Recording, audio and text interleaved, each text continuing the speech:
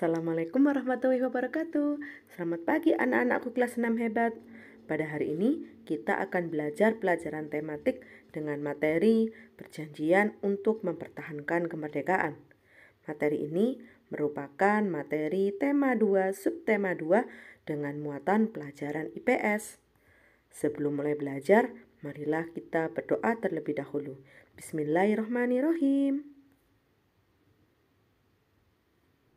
Pada pertemuan sebelumnya, kalian telah mempelajari berbagai pertempuran yang dilakukan oleh bangsa Indonesia untuk mempertahankan kemerdekaan. Pertempuran untuk mempertahankan kemerdekaan itu antara lain Pertempuran Surabaya, kemudian Pertempuran Ambarawa, lalu Pertempuran Medan Area, kemudian Pertempuran Bandung Lautan Api, juga ada pertempuran 5 hari di Semarang. Berbagai pertempuran tersebut merupakan upaya untuk mempertahankan kemerdekaan dengan cara konfrontasi.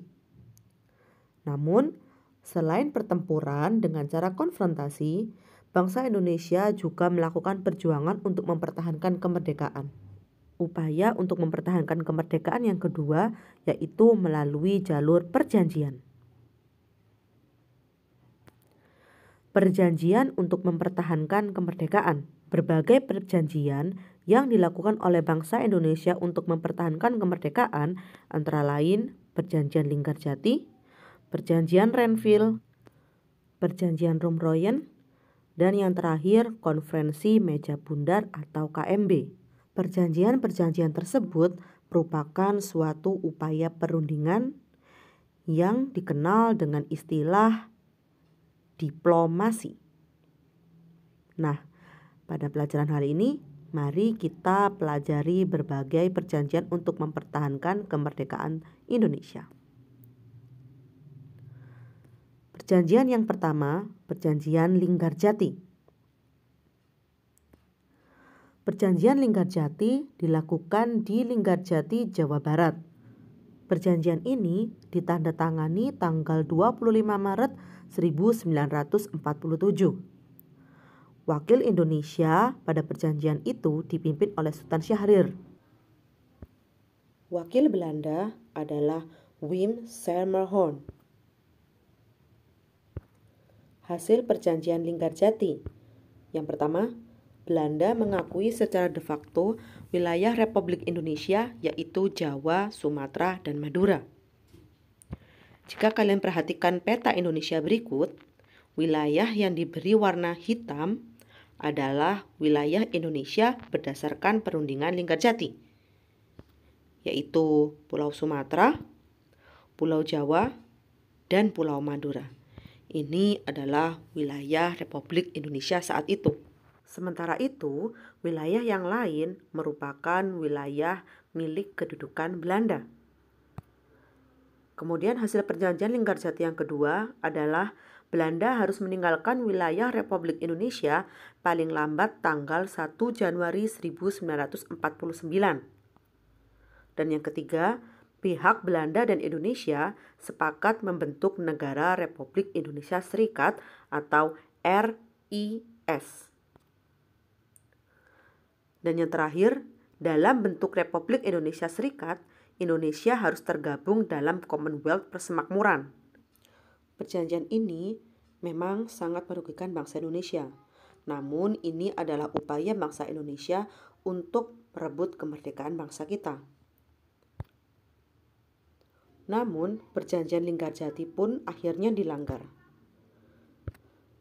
Pada tanggal 20 Juli 1947, Gubernur Jenderal H.J. Van Mook menyatakan bahwa Belanda tidak terikat lagi dengan perjanjian Linggarjati. Tanggal 21 Juli 1947 terjadilah serangan agresi militer Belanda I, di mana Belanda mulai menyerang wilayah-wilayah bangsa Indonesia. Tindakan Belanda melakukan agresi militer Belanda I dikecam oleh seluruh dunia. Akhirnya, Belanda didesak untuk melakukan perjanjian kedua dengan Indonesia.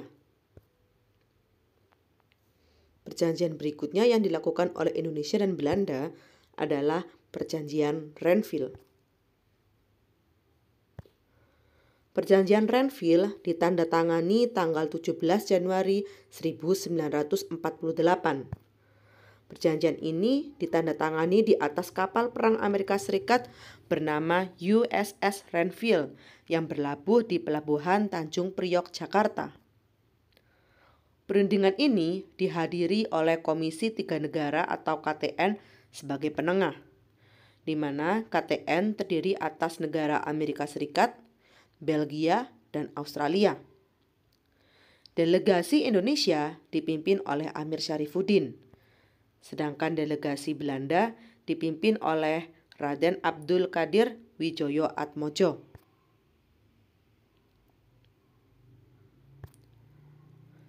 Hasil Perjanjian Renville.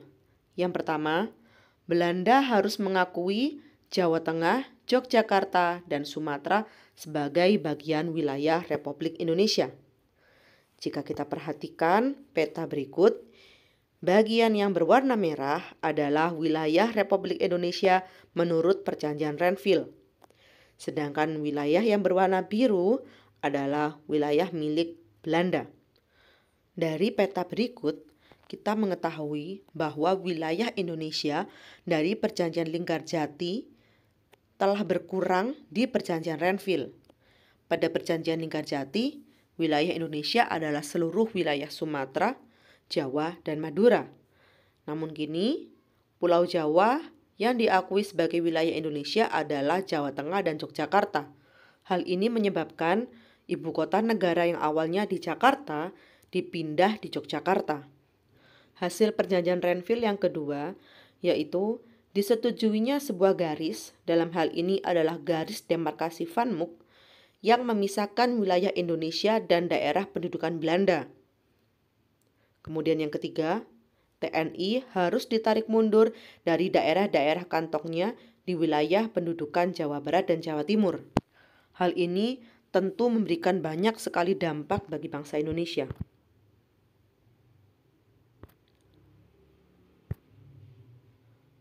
Dampak Perjanjian Renville. Yang pertama, terjadi pemberontakan PKI di Madiun tanggal 18 September 1948 di tengah konflik yang masih terjadi dengan Belanda. Indonesia harus menghadapi Belanda dan juga menghadapi pemberontakan PKI.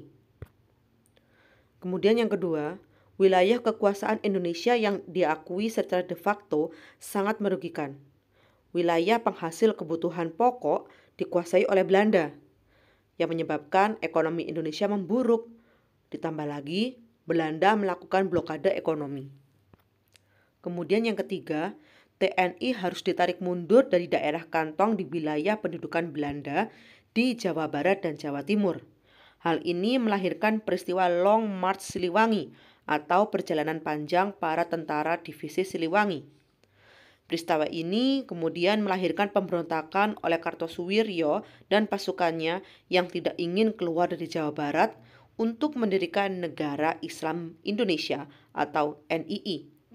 Begitu besar dampak Perjanjian Renville bagi bangsa Indonesia. Indonesia harus menghadapi Belanda dan juga menghadapi berbagai pemberontakan dari rakyatnya sendiri. Namun dari sini akhirnya terjadi peristiwa pelanggaran Perjanjian Renville, yaitu pada tanggal 19 Desember 1948 pagi, Belanda menyerang Bandar Udara Maguwo di Yogyakarta. WTM Bill berpidato di radio dan menyatakan bahwa Belanda tidak lagi terikat dengan Perjanjian Renville.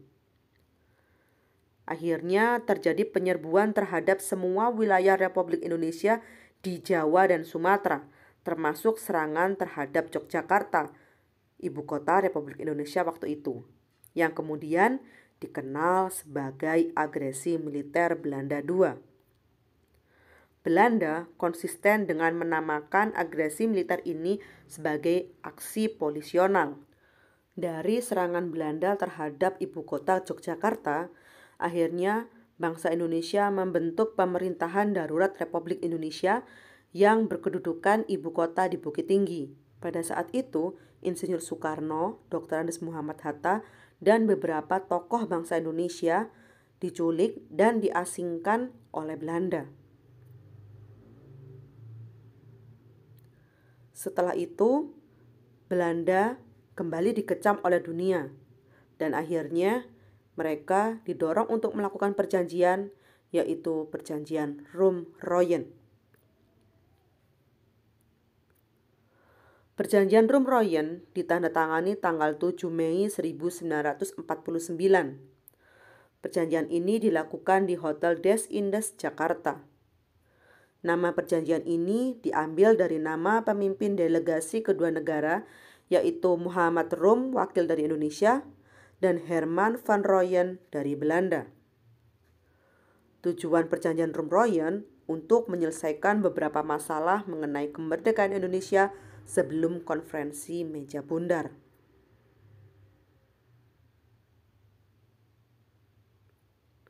Hasil perjanjian Rum-Royen.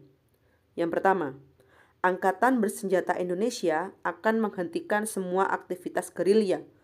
Pemerintah Republik Indonesia akan menghadiri konferensi meja bundar atau KMB. Kemudian yang kedua, pemerintah Republik Indonesia akan dikembalikan ke Yogyakarta. Dan yang ketiga, Angkatan Bersenjata Belanda akan menghentikan semua operasi militer dan membebaskan semua tawanan perang, termasuk Insinyur Soekarno, Dr. Andes Muhammad Hatta, dan beberapa tokoh bangsa Indonesia. Setelah perjanjian Rum-Royen, bangsa Indonesia dan Belanda sepakat untuk menghadiri perjanjian berikutnya. Perjanjian tersebut adalah Konferensi Meja Bundar atau KMB. Konferensi Meja Bundar dilaksanakan di Den Haag, Belanda. KMB ditandatangani tanggal 2 November tahun 1949. KMB dihadiri oleh pihak Indonesia, Belanda, dan BFO atau Bijeenkomst voor Federal Overleg, merupakan Majelis Permusyawaratan Federal. Perwakilan Indonesia dipimpin oleh Dr. Andes Muhammad Hatta, dan perwakilan Belanda dipimpin oleh Johannes Henricus van Marsseven yang menjabat Menteri Seberang Laut atau Menteri Urusan Kolonial. Sedangkan perwakilan dari BFO dipimpin oleh Sultan Hamid II.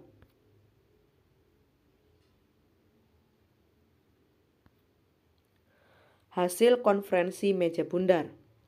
Yang pertama, Belanda mengakui Republik Indonesia Serikat atau RIS sebagai negara merdeka dan berdaulat, serta akan menyerahkan kedaulatan RIS pada akhir Desember tahun 1949. Kemudian yang kedua, status Irian Barat akan diselesaikan dalam waktu setahun sesudah pengakuan kedaulatan. Yang ketiga, akan dibentuk Uni Indonesia Belanda. Yang keempat, RIS mengembalikan hak milik Belanda dan memberikan hak konsesi dan izin baru untuk perusahaan-perusahaan Belanda. Yang kelima, pengambil alihan utang Hindia Belanda oleh Republik Indonesia Serikat. Dampak konferensi meja bundar. Yang pertama, Indonesia mendapatkan kedaulatannya setelah acara penyerahan kedaulatan tanggal 27 Desember 1949. Kemudian, penandatanganan naskah penyerahan kedaulatan dilakukan di dua kota, yakni Amsterdam dan Jakarta. Penandatanganan di Amsterdam diwakili oleh Ratu Belanda, yaitu Ratu Juliana, dan Dr. Andes Muhammad Hatta. Sementara itu, penandatanganan di Jakarta diwakili oleh A.H.J. Loving dan Sri Sultan Hamengkubuwono IX. Dampak yang ketiga yaitu pemerintahan sementara negara kemudian dilantik, di mana Insinyur Soekarno menjadi presiden dan Dr. Andes Muhammad Hatta menjadi Perdana Menteri. Kemudian yang keempat, Kabinet Republik Indonesia Serikat dibentuk seperti Republik Federasi Berdaulat yang terdiri dari 16 negara bagian, dan merupakan persekutuan dengan Kerajaan Belanda. Kemudian yang kelima, status Irian Barat atau yang kita kenal dengan Irian Jaya atau Papua sekarang baru dapat dituntaskan pada tahun 1963 melalui mediasi United Nations Temporary Executive Authority atau UNTEA, bentukan PBB. Setelah itu diadakan Act of Free Choice atau penentuan pendapat rakyat atau PPRA pada Provinsi Papua selama 6 minggu dari Juli hingga Agustus 1969 dan menghasilkan integrasi wilayah Irian Barat ke dalam Negara Kesatuan Republik Indonesia atau NKRI. Jadi, pada tahun 1969, negara kita telah utuh menjadi Negara Kesatuan Republik Indonesia. Demikian penjelasan dari Ibu. Terima kasih atas perhatian kalian. Ibu harap dapat membantu kalian untuk lebih mudah memahami materi perjanjian untuk mempertahankan kemerdekaan.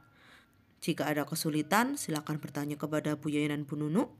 Tetap semangat belajar di rumah dan patuhi protokol kesehatan dimanapun kalian berada. Wassalamualaikum warahmatullahi wabarakatuh.